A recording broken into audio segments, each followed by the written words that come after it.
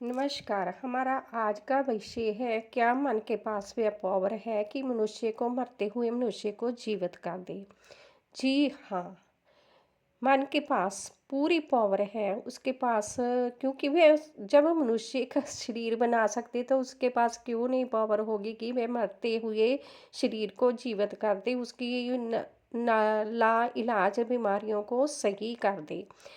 इसमें भी कुछ खास बातें होती हैं कि अगर व्यक्ति ने अपना सारे का सारा जीवन परहित के लिए अर्जित किया होता है, अपने हित के लिए कुछ नहीं किया होता, तो वह व्यक्ति अपने मन से प्रेयर कर सकता है कि मुझे दोबारा ऐसा जीवन दिया जाए, क्योंकि मेरा शरीर अब काम करना ख़त्म हो गया है। मैं दूसरों के लिए ही उपकार करते रहा, अपने लिए तो जीवन अर्जित ही नहीं किया।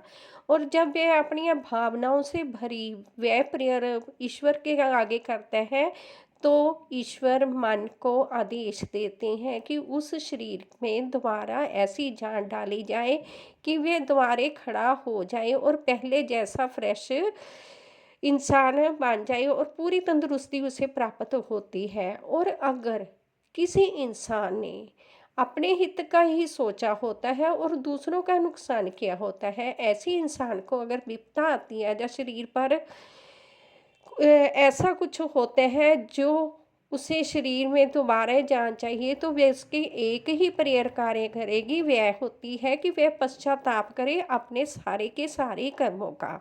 अगर वह अपने सारे के सारे कर्मों का पश्चाताप करते हुए ईश्वर से प्रेयर करते हैं कि मुझे अब तंदुरुस्ती इसलिए चाहिए, क्योंकि मैंने जो भी ऐसा पापी कर्मों से कमाया है वह सारे का सारा मैं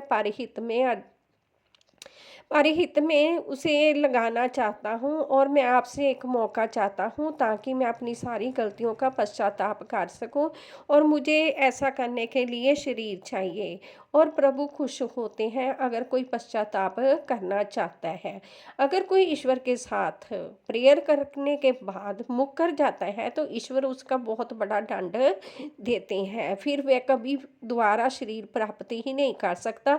जब उसका नवजीवन भी होता है तो वह किसी न किसी कमी के साथ ही पैदा होता है, क्योंकि उसने धोखा किसी और के साथ नहीं किया होता, उस शक्ति के साथ किया होता है जिसने उसे बनाया होता है।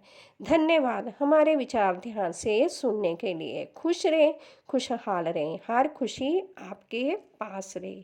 वीडियो अच्छी लगी तो लाइक, कमेंट और शेयर ज़रूर करना।